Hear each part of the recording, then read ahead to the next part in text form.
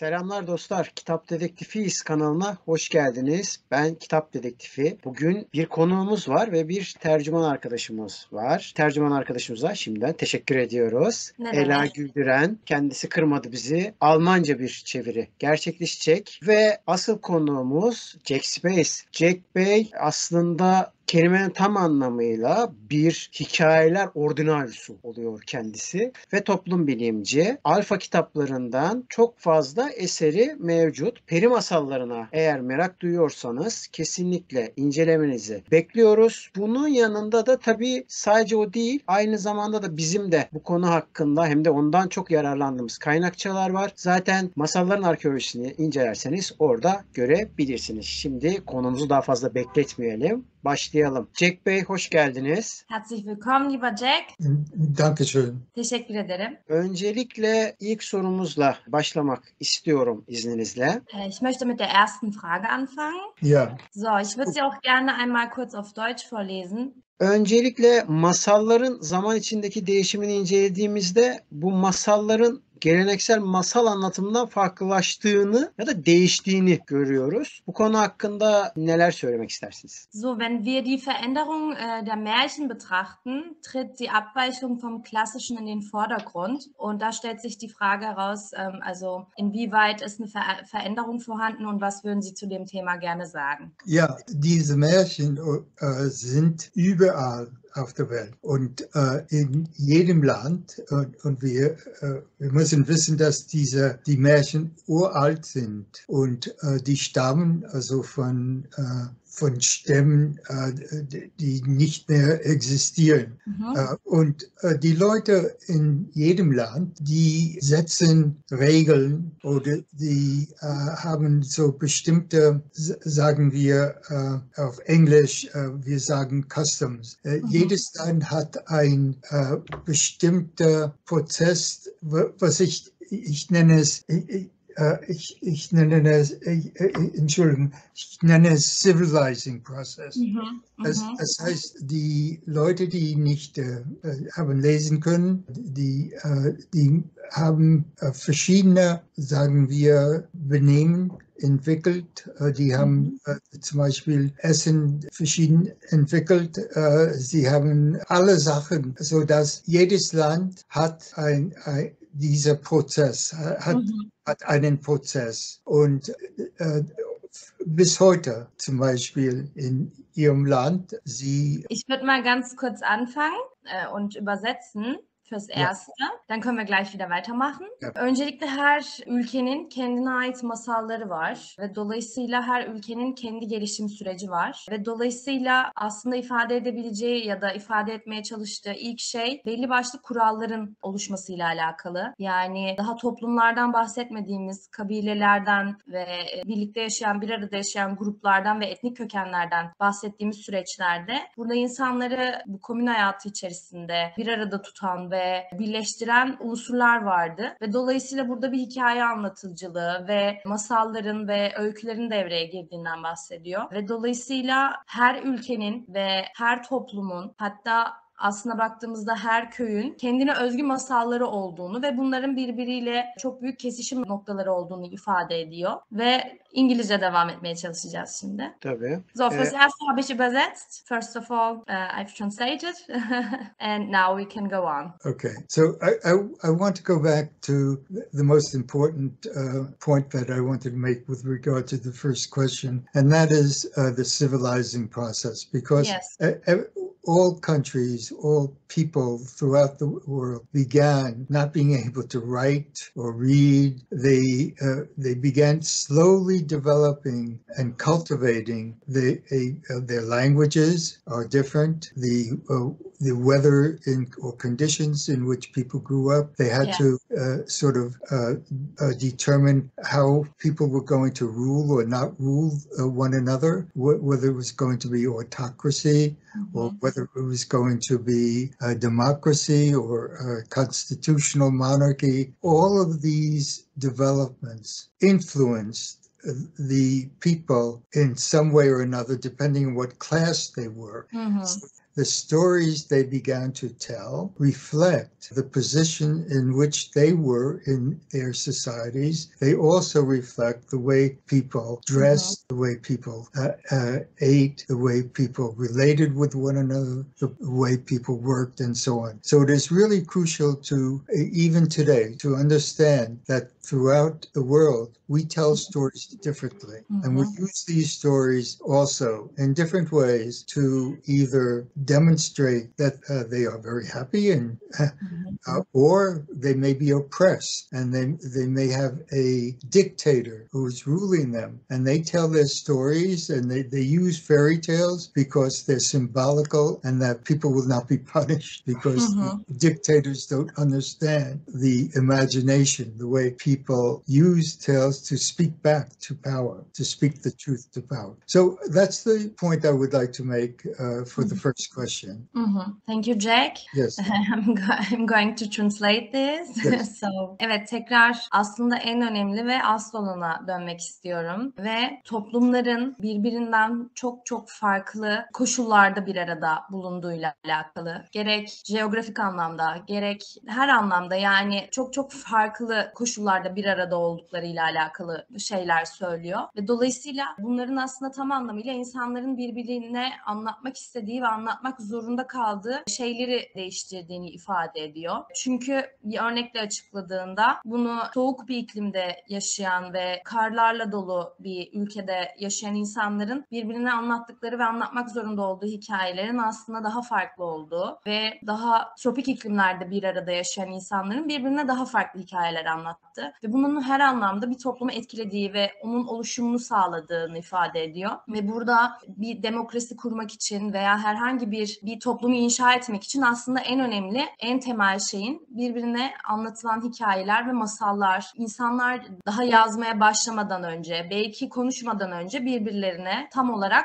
bunları anlatıyorlardı. Aslında işte avcıyken birbirimize ya da ilk insanın bile birbirine mimesis yoluyla bir şeyleri canlandırması da buna dayalı. Temelinde bunun yattığını söylüyor. Ve dolayısıyla çok ciddi manipülatif de bir araç. Fakat tabii belli başlı sorunları da beraberinde getiriyor. Ve örnek olarak aslında insanların birbirlerine olumlu anlamda veya olumsuz anlamda bir şeylere hazırlamak doğrultusunda birbirine anlattığı hikayelerin diktatörler veya büyük ve önemli insanlar tarafından çok da anlaşılabilir şeyler olmadığını da ifade ediyor. Evet, ilerleyen sorularda zaten bunlarla ilgili de sorular var. Evet. Aklıma da şu geldi bu arada. Mesela cehennem algısıyla alakalı olarak Orta Doğu ve daha sıcak iklimlerde hep böyle sıcak olarak tasvir edilirken mesela kuzeye doğru gittiğimiz zaman o daha soğuk olarak mesela anlatılan hikayeler var. Direkt mesela Jack Hoca'nın anlattığı üzerinden mesela kafamda canlanan direkt o oldu yani. Evet. İkinci sorumuz olarak şunu sormak istiyorum. Halk ve Peri masalları kültürel mirasın aktarımında nasıl bir rol oynuyor?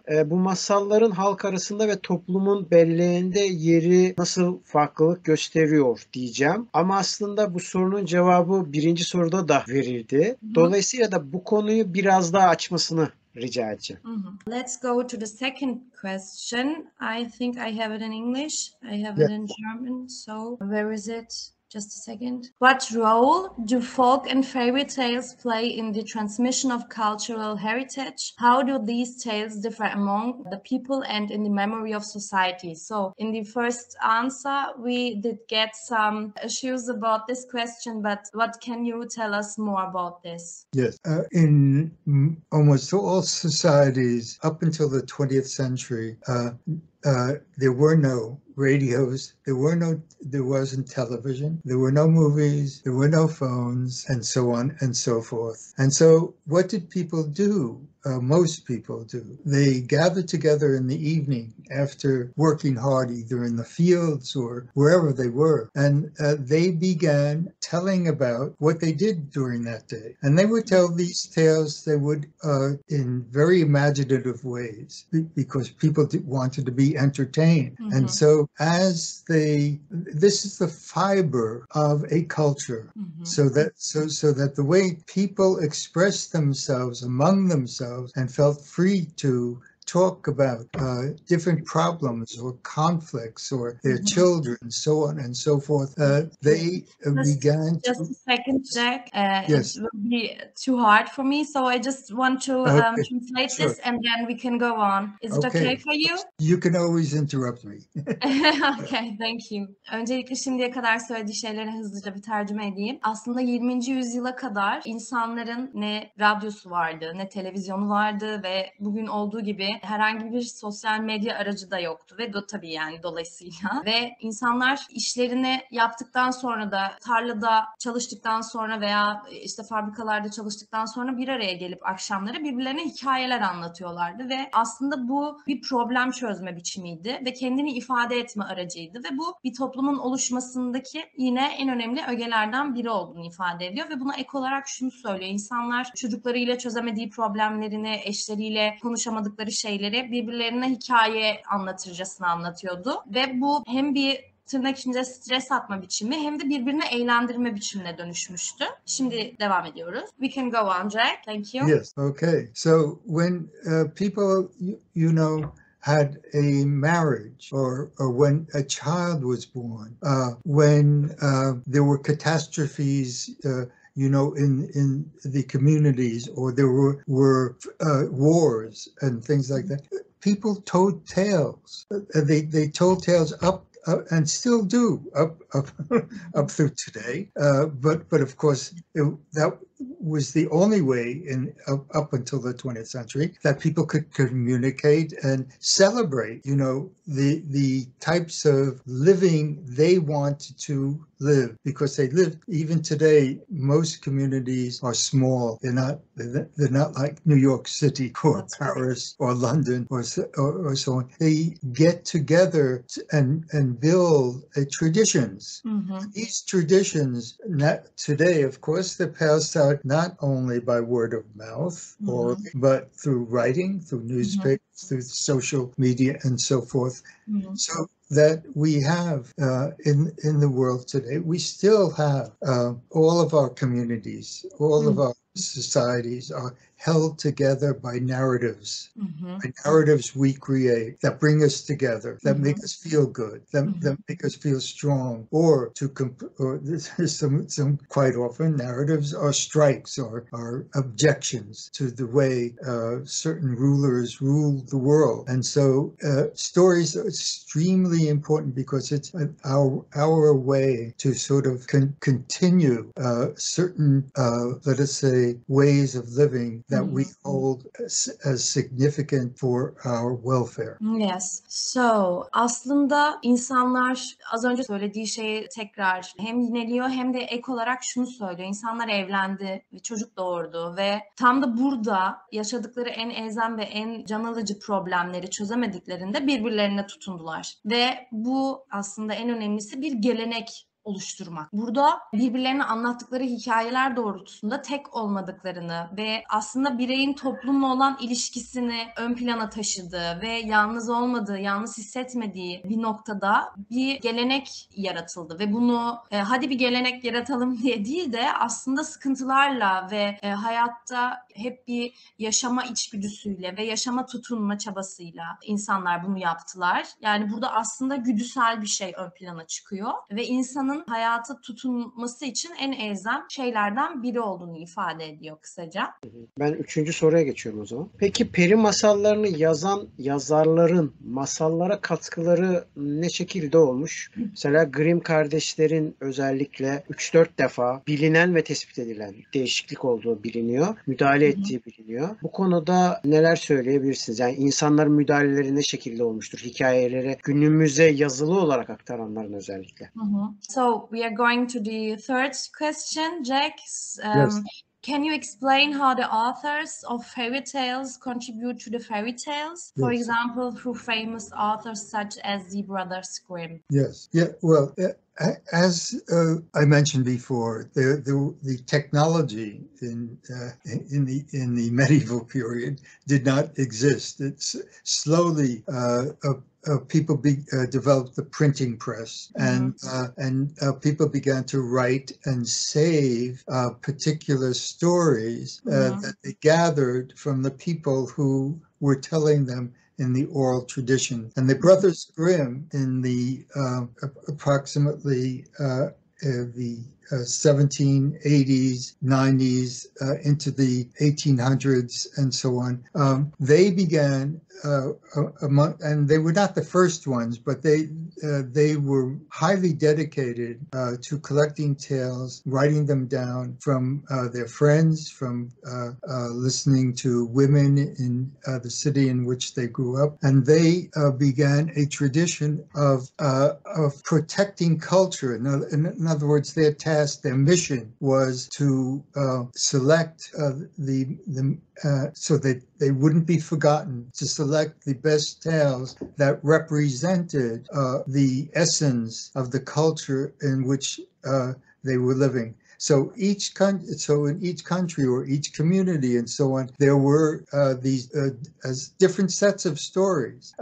But most people ignored them. They said, what value do these tales have? They're just the peasants, the stupid peasants who can't speak, who can't write or read and so on. Mm-hmm. Why should we pay any attention to them? Mm-hmm. But the Grimms and many other educated, as the middle classes began to develop, up until about, again, to the 18th century or 19th century, there were two classes, basically, the superior kings and queens and the aristocracies, and the peasants and the lower, and the sort of, there was very small bourgeoisie. Mm-hmm. And it was in the 18th and 19th centuries that the bourgeoisie develops and they educate themselves. Mm-hmm. They become more educated and somewhat more powerful and mm-hmm. speak out and about what they wanted. And they recognize, even though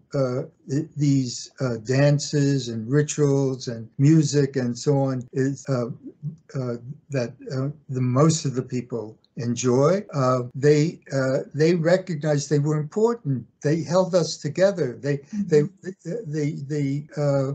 showed how unique our culture is, our language, and so on. And so it was the Grimms set a model in the 19th century for men throughout the world. Okay, I mean, it's strange how their tales that they collected had an impact on many other middle class, mainly the middle class or bourgeoisie, recognized that we've got to save these. And so that's what happened at this time. Mm-hmm. Thank you, Jack. Aslında söylediği şey bu soruya istinaden tekrar yine en önemlisinin teknolojinin olmamasıyla alakalı ve ilintili olduğu. Yani matbaalar yok ve dolayısıyla yazılar yeni yazılmaya başlıyor. Gelenekleri oluşturduktan sonra bu toplumlar ve küçük bir arada yaşayan gruplar bunu not alma isteği doğuyor ve 1780'lerde 1800'lere kadar aslında, ki bu arada evet, Grimm kardeşlerin ilk olmadığından söz ediyor, fakat yazma konusunda ve not alma konusunda ve insanları dinleme konusunda duyduğunu kağıda aktarmak ve aslında ileride bu hikayelerle karşılaşacak olan nesillere bir aktarım sağlamak açısından en önemli adımları attıklarından bahsediyor ve bu anlamda zaten çok dünyaca bilinen, yani bu sebepten dolayı dünyaca bilindiklerini ifade ediyor ve dolayısıyla burada yine temelde bir gelenek koruma ve unutulmama, yani bir şeylerin, önemli hikayelerin ve onların bütünleştirdiği toplumlar, bir yaşam sıkıntısı doğrultusunda bir arada birbirine hikayeler anlatan insanların bunu sonrasında kağıda döktüklerinde bir sonraki kuşaklara aslında bir kolaylık sağlayacağı düşüncesi ve bunların kültürel bu mirasın unutulmaması ve devam etmesi açısından çok önemli olduğunu ifade ediyor. Tabii ilk etapta bir de burjuvaziden bahsediyor. Dolayısıyla 17. yüzyıla kadar yani iki sınıfın yoğunlukta olduğu ve aristokrasinin yoğunlukta olduğu ve aslında küçük burjuva diyebileceğimiz bir sınıfın yoğunlukta olduğunu ifade ediyor. Ve dolayısıyla burada aslında ilk etapta çok da fazla değer verilmediğini anlatıyor bu anlatılan masallara. Fakat ne zaman ki 17. yüzyılda birlikte burjuvazinin gelişimi sağlanıyor ve onların büyüdüğünü görüyoruz ve zaten burjuva devrimi gerçekleşiyor ve dolayısıyla burada belli başlı sorular veriliyor ve aslında tam da bu aşamadan sonra insanların bu hikayelere ve bu masallara daha da fazla tutunduğunu görüyoruz. Ve tam da bu işte hikaye anlatıcılığı ve bu hikayelerin okunması gerçekliği ve bu ritüellerin oluşturulması yine buradaki bir arada olmayı ve bir arada yaşamayı kolaylaştıran en yine temel ve elzem unsur olduğunu yineliyor. Ve 19. yüzyıla geldiğimizde artık Grimm kardeşlerin hakikaten neredeyse tüm dünya tarafından bilindiğini görüyoruz. Tam da bu arşiv ve yazma isteğiyle. Çünkü her şeyi, duydukları her şeyi yazmışlar. Masallarda kadın karakterlerin rolü hakkında ne düşündüğünü merak etmekle birlikte kadınlar genellikle böyle prenses ve kurtarılmayı bekleyen bir aslında nasıl diyelim metalar gibi gösteriliyor. Dolayısıyla da bu noktada masallar nerede duruyor? Birincisi o. İkincisi de kadın karakterlerin ev içi görevlerle sık sık ilişkilendirildiğini de tabii ki görüyoruz. Yani kurtarıldıktan sonra evin içinde de kurtarılamıyorlar. Bir hal var. Bu konu hakkında masalların etkisi nedir? Bunu merak ediyorum. So Jack, let's go through the fifth question because so the fourth one you've replayed it already. So let's go to the fifth question. What do you think about the role of female characters in fairy tales? Yes. How are they usually represented, and what impact do these representations have on gender perceptions? Yes. For example, we often see female characters in stereotypical roles such as princess or witch, often being rescued or presented as dependent on men, so defined only through love and marriage. Features such as beauty and passivity. And generally, female characters are frequently associated with domestic duties. What can you say about this subject? Yes. I could write a book about it. That's what I would say. Yes, of course. It's a long theme, I know, but It's a very important bu theme. konu hakkında bir kitap yazabilirim diyor bu arada. Bu yüzden bir güldük. It has a, even today, men control the world, not women, okay? And so in many countries today, women are not allowed to dress the way they want to dress. They are not allowed to go out in the streets. Just a second, Jack. Yes. Aslında ilk etapta erkeğin dünya üzerinde bir tahakküm kurduğunu söylüyor ve erkeklerin dünyayı yönettiğini söylüyor. Ve birçok yerde hala bugün kadınların istediği şekilde giyinemediğini ve rahatlıkla sokağa çıkamadığını söylüyor. I'm listening, Jack. Yes. Okay. So for the most part, the tales reflect the struggle that women have to lead their own lives and to gain equality in the world. And so although in many of the tales it seems as though the men are the saviors, the men are the heroes, the men only the men can bring about changes and so on. This is not true. There's a book, I don't know whether you can see it. Yes, Women Writing Wonder. Yes, and this is a book of tales collected in the 18th and 19th century, of tales written by women who really show a different view of the world than the tales that you find in the Brothers Grimm. But of course, a lot of the tales that the Brothers Grimm and other writers of the 19th and 18th and even today collect, they do demonstrate that women can be just as smart, just as strong, just as intelligent as men. So just a second, Jack. Aslında tüm bu masallarda erkeklerin kahramanlığını görüyoruz. Hep kahraman olan erkekleri görüyoruz ve dolayısıyla burada hala bu hikayeleri baz aldığımızda, geçmişte yazılan birçok hikayeyi baz aldığımızda kadının eşitliksizliğini görüyoruz, eşit olmayışını görüyoruz ve hala aslında nasılsa yani o dönemde olduğu gibi ve bugün de olduğu gibi kadının kendinin erkekle eşit olduğunu aslında hala ifade etmek zorunda kaldığını görüyoruz. Bunu söylüyor ve 18. yüzyılda birçok kadının az önce gösterdiği kitapta birçok masal ele aldığını görüyoruz aslında ve kadının da erkek kadar zeki olabildiğini, kadının da erkek kadar güçlü olabildiğini ve kadının da erkek kadar değişime sebep olabileceğini, ki belki de bu arada bu bencesi daha fazla. Bir ufak bir bence eklemiş olayım. Çevirmen notu. Evet, çevirmen notu, çevirmen filtresi ve aslında eşit oranda bir değişime sebebiyet verebileceğini görüyoruz. Kendisinin az önce gösterdiği kitaptaki keza öyle yazarlar varmış. Bunu ifade ediyor. Ve şimdilerde, ki aslında geçmişte de böyle örnekler varmış az önce söylediği gibi, şimdilerde de yine hala kadınların ön planda olduğu, kadınların kahraman olduğu ve kadınların değişime yol açtığı masalların artmak demeyelim de onların da varlığından haberi olduğunu söylüyor ve aslında böyle masallar da varmış diyor. I'm listening, Jack. Okay. So you must remember again that every country in the world is very, very different, and the conditions in which women live in the world are range from being totally free and to being oppressed. Yes. And so therefore the tales and the culture will reflect the changes that happen. And so let me give you an example, because I know my country best. Yes, and, of course. Everyone knows his country best.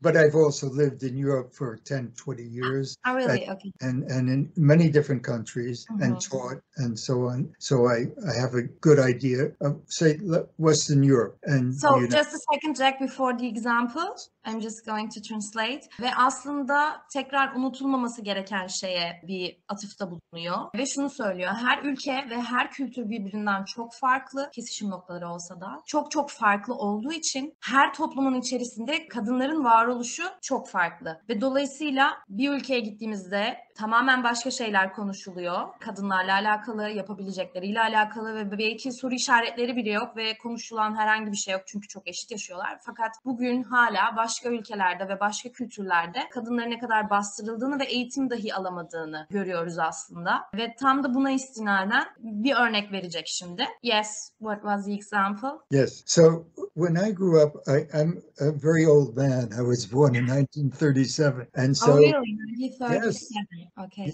Yes. So women in the United States were considered secondary. My father and boss was the king in the family and so on. And in the 1960s in America, however, things began to change. Yes. There was a women's movement. There was a movement to against anti-Semitism. There was a movement against racism, against the blacks or the American indigenous Indians. In America, it's changed. You cannot not imagine how, in my eyes, it's changed greatly, so that women and men work together to try to present options to dictatorships or to fascism and so on. And so the tales that women and men are writing today in America, in France, in Italy, these are the countries I know best, the UK and so on, it's exciting because what they do is they take the Grimm's tales or that are very sexist, or they take some other tales from the past and they rewrite them and they make them into different places, and they show how stupid men are. And how they make mistakes, or how guilty they are of brutality and so on. And so, just a second before I forget. Yes. Şimdi kendi ülkesinden tabii örnek verdi ve Amerika'da yaşıyor kendisi, fakat Avrupa'da da birçok ülkede yaşamış ve Jack 1937 doğumluymuş ve birçok şey görmüş aslında. 1960'lardaki devrimlerden bahsetti Amerika'da ve tam da o dönemde kadınların direnişinden, faşizme karşı bir ayaklanmadan, siyahilerin ayaklanmasından ve onlara destek çıkılmasından ve tam da bu faşizme karşı baş kaldırının en ön planda olduğu yıllar 1960'lar ve tam da bunlardan sonra aslında kendisi şunu ifade ediyor. Gördüğüm şeyler inanılmazdı ve şu anda gördüğüm ve görmekte olduğum şeyler kadınların erkeklerle birlikte diktatörlüğe ve faşizme karşı direnişini gördüm ve bu 1960'lardan sonra başladı ve böyle süre geldi ve hala böyle devam ediyor ve kadınların erkeklerle şu anda en azından Amerika'dan söz edebiliyor, İtalya'dan bahsedebiliyor, en iyi ülkeler, en iyi bildiği ülkeler olduğu için Fransa'dan ve İngiltere'den söz ediyor. Burada yeni yazarlar ve aslında işte atıyorum Grimm kardeşlerin veya eskiden yazılmış olan bir sürü hikayeleri ve masalları alıp tekrar elden geçirip ve orada aslında erkeklerin ne kadar aptalca şeyler yaptıklarını ve onların aslında kahramanlaştırılmaması gerektiğine dair değişimler söz konuymuş ve tekrar yeniden yazılıyormuş birçok masal ve yeniden yazan insanlar varmış ve bunları gözlemlemiş, görmüş ve gördüğü değişim gerçekten büyük ihtimalle devasa. I'm listening, Jack. Okay. Basically, are we still staying on this topic of women? Or let's just say that at least in the Western European and American countries, North America, South America, even South America less so, women have fought for their own rights, and they are producing books that are just marvelous. They're not just feminist in the sense that they politically argue for the rights of women. It's just that they're free to express themselves the way they want to express themselves, and of course they because they want equal rights for women and people from the lower classes. Their books tend to be very exciting because they openly deal with the conflict, so that people learn and can educate themselves about what is happening in the world. Ve bu soruya son olarak şunu ekliyor. Özellikle Batı Avrupa'da, Amerika'da ve birçok yerde kadınların hakikaten yaşadıkları zorluklara istinaden yazmış olduğu çok güzel hikayeler ve bir sürü masallar olduğunu ifade ediyor. Ve tam da her gün bir sürü burada yaşadıkları sorunla karşılaşan bu kadınların yazdığı hikayeleri gerçekten çok etkileyici ve çok heyecanlandırıcı bulduğunu ve çok beğendiğini ifade ediyor. Şimdi tam bu noktadan o zaman almak istiyorum ben de. Masallarda feminist yaklaşımla alakalı aslında bir yönüyle de cevap vermiş oldu. Bazı yazarlar olduğunu biliyor muydunuz diyecektim ama biliyor. Dolayısıyla bu soruyu şöyle eklemek istiyorum yani. Acaba bu feminist yaklaşımlı yazarların toplumda bir karşılığının olduğunu düşünüyor mu? Çünkü önceki masallara baktığımız zaman şunu çok net söylüyorduk zaten. Jack Bess de söylüyordu bunu. Masalların çok fazla topluma etkilerinin olduğundan bahsediyordu. Dolayısıyla da şu anda internet çağındayız. Şu anda bu feminist masallar ne kadar etkili? So, Jack, let's go through the sixth question. So, the first one is already answered by you. What can we say? So, which do you know that there are authors of fairy tales that take yes. Yes, there are hundreds. I think we should. Yeah. You just already answered the question. Because of that, I'm just going to change the question a little. So, what do you think about feminist fairy tales? Yes. And the potential of these versions of in the society and in the raise awareness of gender equality. Yes. This, I think I can change maybe the question. Okay. Well, we'll make it very short because I want to get on to some of the other questions. But in 1960 was a very important period. The Vietnam War was being at that time in the 1960s. But it was not just that. The protests against the Vietnam War and in the United States and also in other countries led to all types of progressive movements began to be organized, and people were able to say and do what they wanted to do in protest. And so the feminist tales that developed began. I'm thinking of the great. There was one. Angela Carter is a great British writer. She initiated with many other women a beginning of retelling tales that reflected changes in society and did not conceal the sort of let us say oppression that existed. And so it was the great period, I think, in not only in the Western world but also throughout the world in the 60s, 70s, and 80s was aggressive movements that and behind this was the feminist movement, was the strongest of all, and still is, because we still have major problems in India and in your country and other Yes, that's right. Yes. So, I'm just going to translate. Evet, aslında kısaca cevaplamak istediğini söyledi. Çünkü zaten uzun aslında bu konuyla alakalı konuştu. Dolayısıyla tekrar 1960'lara döndü ve Vietnam Savaşı'ndan söz etti. Ve tam da 1960'larda tekrar birçok toplumsal hareketin ön plana çıktığını ifade etti. Ve burada yine en büyüklerinden biri buradaki feminist hareketi olduğunu ifade etti. Ve sadece aslında dünyanın batısında veya Amerika'da değil, dünyanın her yerinde. Ve dolayısıyla burada mesela Angela Carter diye bir İngiliz yazardan bahsetti ve tam da bu noktada kendisi etrafına bir sürü kadın toplamış ve burada değişimi anlatan bütün masalları tekrar elden geçirip yeniden organize edip ve tekrar yeniden anlatma çabasıyla insanlara ulaştırmaya çalıştıklarını ve insanlara ulaştırdıklarını ifade etti. Ve özellikle bugün hala aslında feminist hareketin veya işte feminist masalların, ki zaten toplumda hala çok büyük bir yansıması olduğunu ifade ediyor, ki önceki cevapta da görmüştük zaten neredeyse aynı cevabı. Ve fakat yine tabii ki bugün dünyanın birçok yerinde işte Hindistan gibi ya da sizin ülkenizdeki gibi dedi, Türkiye'deki gibi hala birçok sıkıntıyla baş başa ve karşı karşıya olan kadınlar görüyoruz. Ama devasa bir etkisi olduğunu ifade ediyor toplumun oluşumunda. O zaman ben şu anda başka bir kadına geçmek istiyorum. Burada da Victoria döneminden bahsetmek istiyorum. Bu sefer aslında toplumda olan değil de biraz daha yukarıda olan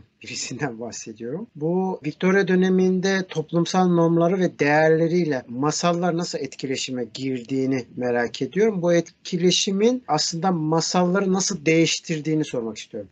So let's go to the next question. How did fairy tales interact with the societal norms and values of the Victorian era, and how did these interactions change the content of fairy tales? Yes. Well, I don't think that that period was a significant period because in England, mainly because a lot of women writers began writing at that time for children, and they developed some of the and this was also a period later on that Peter Pan, one of the famous English tales that has ever been written.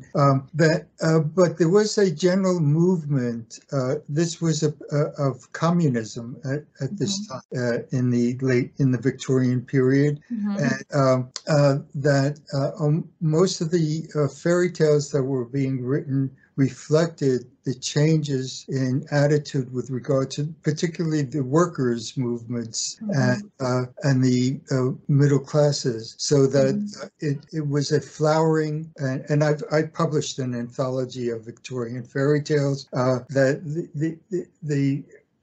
and these tales really reflected in different ways, in very imaginative ways, how tales can help people rethink the way they were living at that time. And so there was, this is a period up through the First World War, when some of the most famous Victorian writers began or wrote their works. Evet, aslında çok önemli bir dönem olduğundan bahsediyor masallar açısından ve tam da o dönemde kadınların çocuklar için, özellikle çocuklar için toplumun en manipülasyon gerektirdiği bireyleri diyelim, çocuklar için masallar yazdığından söz ediyor. Ve bu dönemde aslında komünizmin artışta olduğu bir süreç ve işte Peter Pan'ın doğduğu bir süreç ve aslında çok zengin bir sürece giriş yaptığından bahsediyor. Özellikle masalların dönüşümünü Viktoryan dönemde daha farklı gözlemliyoruz. Çünkü bir işçi sınıfı beliriyor, bir proleter beliriyor ve dolayısıyla burada daha tırnak içerisinde eşitlikçi yazarlar ön plana çıkıyor. Genellikle işte dediğim gibi kadın yazarların çocuklar için yazdığı masalların ön plana çıktığını ifade ediyor. Ve tam da bu noktada yine farklı bir dayanışma ağı ön plana çıkmış oluyor. Ve insanların bulunduğu bulundukları tam da o dönem içerisinde bulundukları sıkıntılı ve bir sürü sorunla yeniden karşılaştığı ve bastırıldığı süreçte insanların yeniden düşünmeye başladığı ve düşünce biçimini aslında değiştirmeye başladığı bir süreçte ortaya çıkan masalların olduğunu söylüyor ve özellikle bu dönemin çok önemli olduğunu ifade ediyor. Bu noktada o zaman şunu sorabiliriz diye düşünüyorum tam bu yerden. Proleterlerden bahsettik. Peki proleter yazarlar masallara nasıl etki yapmış? Toplumsal dönüşümde nasıl bu masalların yani proleter yazar dediğimiz kişilerin etkisi olmuştur acaba? So Jack, let's go to the next question. What about the influence of proletarian writers on fairy tales and what kind of social transformation did they achieve through fairy tales? Yes. So I would like to add something to this question about my own theory of how we understand fairy tales. But before I do that, I'll just say that up until the First World War, most of the fairy tales did not really depict the problems and conflicts and ways of living of the proletarian. But when World War I happened in Europe, we're talking about Europe right now, it led to an awareness that caused many writers, particularly in Germany, because Germany lost that war, that particular war, and all of Central Europe changed, and so on and so forth. And it was very traumatic in Europe. And this was when people woke up and said, you know, our workers are suffering and have terrible lives. And so they began writing fairy tales. I published a book about this in the Weimar Republic. There were tons of superb writers who they joined this is when the Communist Party was formed. Okay, in most of Europe, the Communist parties developed, and so obviously people were going to, if these parties developed and people started fighting for better rights, better conditions for working, then obviously the cultures were going to reflect in the art, in the drama, and so on and so forth. But let me stop there and let you translate. Thank you very much. I forgot to translate because I'm just taking notes because of that. It's much easier for me. And then I'll come back to an explanation, a theoretical explanation that may be complex, but we'll try to keep it simple. Okay. So, aslında bir ekleme yapmak istiyor. Özellikle Birinci Dünya Savaşı'ndan önce, yani bu onun aslında hem kendi teorisi hem de büyük ihtimalle biraz tarihle ilgilenen insanların da hak vereceği bir teori olduğunu düşünüyorum. Birinci Dünya Savaşı'ndan önce aslında tam anlamıyla proleterlerin yansımasını görmüyoruz masallarda diyor. Çünkü öyle bir şey söz konusu değildi. Dolayısıyla tam da Birinci Dünya Savaşı'ndan sonra proleterin dayanışması ve proleterin oluşumu ve sıkıntılarının ön plana çıktığı ve doğduğu süreçte insanların bunu ifade etme ihtiyacı beliriyor ve özellikle Avrupa'nın söz konusu olduğunu söylüyor. Almanya yani Birinci Dünya Savaşı'nın sorumlusunun tabii Almanya'nın olduğu herkes tarafından biliniyor ve çok dramatik bir Avrupa görüyoruz aslında. Yıkım ve enkaz içerisinde bir Avrupa görüyoruz. Bir Almanya görüyoruz. Dolayısıyla tüm ülkelere baktığımızda çok fazla işçi açığı beliriyor ve işçilerin durdurak bilmeden çalışmak zorunda olduğunu görüntülüyoruz ve kayıtlara geçen de bu ve dolayısıyla tam da bu noktada işçilerin yaşadığı sıkıntının ön plana çıktığı süreçte burada proleterin büyük ve devasa kendi akışında ve yaşantısında, çünkü hayatın gerçekliği bu o dönemde. Tam da bu doğrultuda tabii ki masalları devasa bir oranda etkilediğini ifade ediyor. Bir kere komünizmin tam anlamıyla özellikle doğuşunu görüyoruz ve bu kadar bariz bir değişim süreci içerisindeyken bu değişimi masallarda görmemek mümkünsüz. İşçi sınıfının yaşadığı sıkıntıları ön plana taşıyan hikayeler görüyoruz ve bu artık o döneme dair kültürel bir kodlama haline geliyor. Kültürün asıl yansıması işçilerin dayanışması doğrultusunda gelişiyor diyor. So, I am ready. You're ready. Okay. So I want to introduce to something that's very important for fairy tales, but not just for fairy tales. But I'm going to focus on that. Do you know what a meme meme is? A meme? Meme. Yes. So I know it, but maybe not everyone knows it. So we would love to... You know who invented the term? Richard Dawkins? No, I didn't get the name. What was the name? Richard Dawkins. Richard Dawkins. Yes. Yes, I'm listening. You know who he is? No, I don't know him. Okay, he's a famous biologist who wrote an important book in the 1980s about genes, about how genes determine to a great extent how we're going to be as human. The genes that I get from my mother and father, or your mother and father, influence you. They're actually passed on genetic to you. Yes. Okay. And at the end of the book that he wrote, he was one of the first biologists who really understood how genes act in our lives. And so at the end of the book, he said there are not only genes, but memes. And so, okay, so for him, a meme is a piece of knowledge, okay, important knowledge, information that is passed on to you in your brain, that we actually have these memes influence our brains and we pass them on to one another. Okay. Okay. So let's stop there and then you can translate and I'll move to the next step. Thank you Jack. Bize önemli birini tanıtmak istiyor ve burada Richard Dawkins diye birinden bahsediyor. Kendisi çok önemli bir biyolog ve yazdığı bir sürü kitap var ve aslında genler üzerine araştırmalar yapıyor ve genlerden bahsediyor ve bir kitabının sonunda bunu ki Jack çok önemsiyor, o yüzden bize bahsediyor. Genlerin hayattaki önemi ve bir insanın aslında kendi beynindeki geçmişine, aslında bilinçaltına da götürdüğünü ifade ediyor ve bir insanın hayatını çok önemli oranda etkilediğini ifade ediyor ve bir kitabının sonunda da şöyle bir cümle kuruyor Richard Dawkins: genler hayatta çok önemlidir ama aynı zamanda mimler de öyle. Burada asıl mesele tabii bize mimlerden bahsetmek istediği için ve Richard Dawkins'in bu konuya atıfta bulunduğu için onu örnek gösteriyor. Mimlerden bahsetmeye devam edeceğiz. Bakalım. Şunu dipnot olarak açıklayayım. Uçan Salyangoz zaten bu konu hakkında da yine anlatmıştı. Masalların arkeolojisinde ve kaynakçı olarak da zaten Jack Hoca'nın kaynakçısından da yararlanmıştı. So Jack, I'm listening. Okay, so because of Dawkins, a lot of philosophers and scientists developed memetics.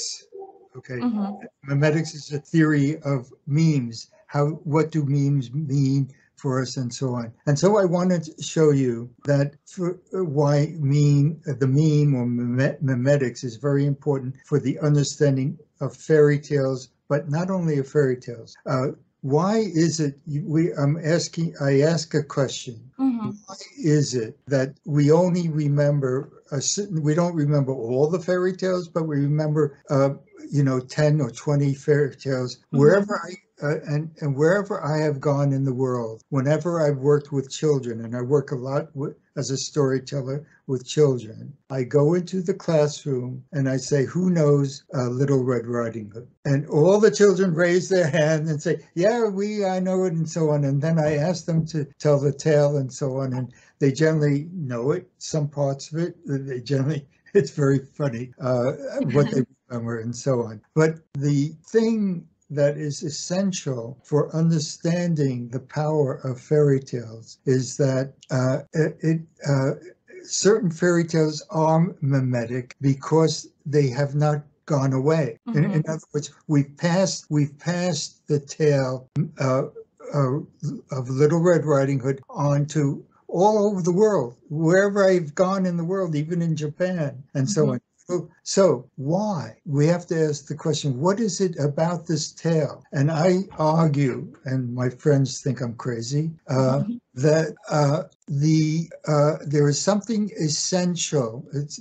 So a meme has information, essential information for living in our world. And if you look at Little Red Riding Hood, it's a tale about rape, a tale about a rape. A girl goes into the forest and a wolf follows her and then eats her grandmother and eats her. Yes. And she's punished at the end. And this tale does not go away.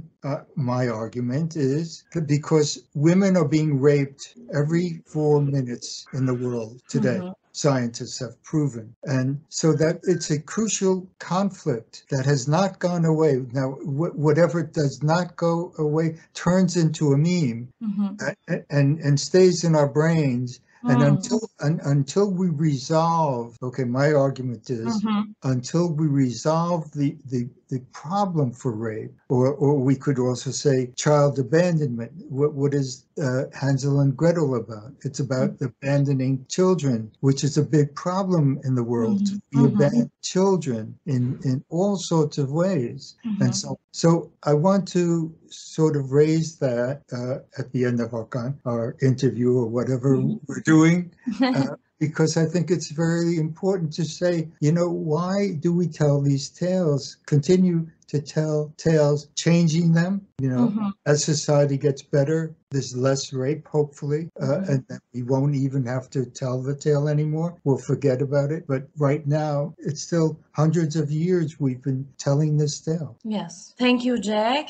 Aslında evet, neden şimdi tabii mimlerden bahsettiği için neden bu diyalogla örnek verdiğini anlıyoruz. Çünkü her şeyin sadece genlerle alakalı olmadığını ifade ediyor ve mimlerin kendi içerisinde yaşamın sırrını barındırdığını söylüyor. Ve şimdi şöyle örnek veriyor. Dünyanın birçok yerine gittim ve birçok çocukla çalıştım ve bir sınıfa girdiğimde ve çocuklara sorduğumda hangi hikayeyi biliyorsunuz dediğimde birçoğu aynı hikayeyi hatırlıyor ve biliyor oluyor ve anlatımı, her birinin anlatma biçimi çok komik ve farklı oluyor diyor. Ve dolayısıyla burada aslında hikayelerinin kadar imgesel olduğunu ifade ediyor. Burada işte Hansel ve Gretel ya da işte kırmızı başlıklı kızı ele aldığımızda kırmızı başlıklı kız masalında kurt babaanneyi yiyor ve işte kızı da yiyor ve bir kurtarıcı geliyor, avcı geliyor, bir şey oluyor. Ve burada aslında her saniye hala dünya üzerinde öldürülen kadınlar var. Ve bu bir mime dönüşüyor ve insan çocukken böyle hikayeler duyduğunda bunu yapabilitesi artıyor büyüdüğünde diyor. Ve şunu ifade ediyor. Mesela Hansel ve Gretel'de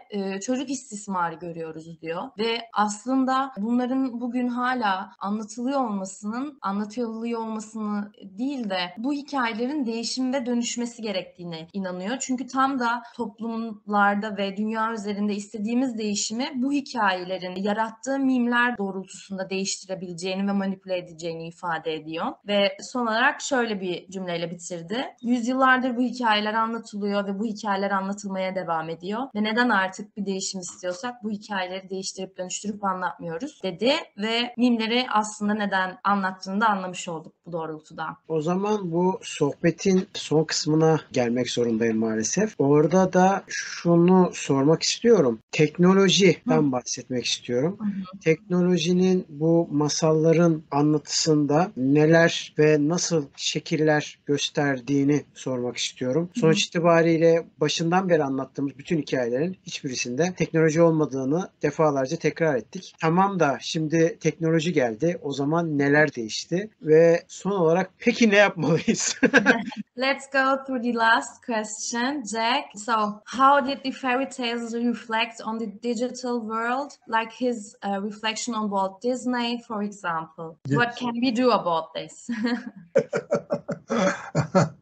So we're talking about film, about the films of filming of fairy tales. Yes. Yes. Well, Walt Disney, of course, is very famous, but he also has destroyed the fairy tales, because if you want to talk about the sexist way he presents women in all of the fairy tales and the misreadings of the original tales, like I recently published a book, a retranslation of Bambi, a very famous a film that he stole from an Austrian Jew and changed the tone of the story terribly, so that it lost its in-depth meaning. So many filmmakers have simply tried to take fairy tales and want to make money because they're pop. Cinderella, all of Beauty and the Beast, all of these tales are very known. Again, they're known still in our society, and they that they can, through making entertaining films that are not very serious and really do not make us think about our lives. These films, I think, are horrible, and Disney is number one on my list of being the most putrid producer of fairy tale films. However, that being said, there are a lot of superb filmmakers who have taken fairy tales, rewritten them, adapted them to and to reflect the problems that we have in our society today. So as it is right now, we have no choice. Technology rules, and so we have to put up with whatever films come out, and we have to watch this film or that film, and so on. We have a choice. At least we have a choice. Yes, that's right. Thank you, Jack. Walt Disney'in masallar dünyasını mahvettiğinden bahsediyor. Veya aslında onları pek sevmediğini anlıyoruz. Disney onun kara listesinde 1. sırada anladığım kadarıyla. Ve popülizme karşı savaş açmış biri diyebiliriz gerçekten. Dolayısıyla geçmişte gördüğümüz ve aslında masalların mimlerle olan ilişkisini açıkladığında ve anlattığında zaten bakış açısını çok net görüyoruz ve dolayısıyla burada masalların yanlış okunduğunu ve bu masalların tırnak içerisinde yanlış tercüme edildiğini, yani topluma aktarıldığını ve burada atıyorum işte bir Cinderella izlediğimizde burada hakikaten bir kozmetik sektörünün, bir güzellik sektörünün ön plana çıktığı ve artışta olduğu ve işte estetik merkezlerinin dolup taştığını görüyoruz ve bu süreçte aslında böyle gelişiyor. Bugünden yarına olan bir şey değil. Dolayısıyla tabii ki teknolojinin gelişme süreci de uzun yıllara dayanıyor ve aslında çocukların ve insanların bilinçaltına çok radikal dayatmalarda bulunduklarını söylüyorlar ve bu doğrultuda masalları kötüye kullandıklarını ifade ediyor. Ve fakat yine de sonuç itibariyle bir teknolojik çağdayız ve burada seçme hakkımız var. Bir şeyleri izleyip kendimiz karar verebiliriz ve burada maalesef ki bu süreç böyle işliyor ve böyle devam ediyor ve buna bir şekilde ayak uydurmamız gerekiyor ve burada artık aklı selim kalmak ve doğru tercihleri yapmak bize bağlı. Ama tabii ki şunu da söylüyor, keşke tam da işte bu eski seksist masalları ya da işte tam da işte Hansel ve Gretel dediği gibi çocuk istismarı olarak adlandırıyor masalı. Tam da bu romanları yeniden yazan, elden geçiren yazarların yazdığı masalları keşke daha ön plana taşısalar diyor. Jack, do you have anything else you want to tell us? No, I think it's been a very interesting experience for me. It was really, so how do you say, really reflective, and thank you for all this information. Yes, well, I appreciate your taking your time out to talk to me, and You're welcome. it's been a wonderful time, and thank you for inviting me to talk with you. Thank you very much. Just a second, I'm going to translate. Okay. Kendisi çok teşekkür ediyor. Çok kaliteli vakit geçirdiğini söylüyor. Ona zaman ayırdığımız için ve onu davet ettiğiniz için size çok teşekkür ediyor ve çok keyif aldığını ifade ediyor. Ben de ona teşekkür ettim. Bize çok güzel bilgiler aktardığı için ben de ona teşekkür ettim. Biz teşekkür ederiz. Thank you. Bu arada şunu da belirtelim. Birazcık babaanne vedası gibi olacak ama Türkiye'ye gelirse her zaman ağırlamaktan ve gezdirmekten mutluluk duyarız. So Jack, you know we are from Turkey and we are living in Turkey. Yes. And one day when you're maybe in Istanbul, we would love to see you and we would love to make a tour with you. Yes. So maybe in better days, in a better future. Yes. Yes. Thank you. Okay. Well, I thank you very much for suggesting that. And if I ever can, I will try to get to Istanbul. Okay. Thank you. Çok teşekkür ediyor bu teklifin için ve İstanbul'a inşallah bir gün geldiğinde bu teklifi söz konusu olacaktır yani. Okay. Thank you very much. It was very wonderful talking to you. Bye bye. Thank you. Bye. Bye bye.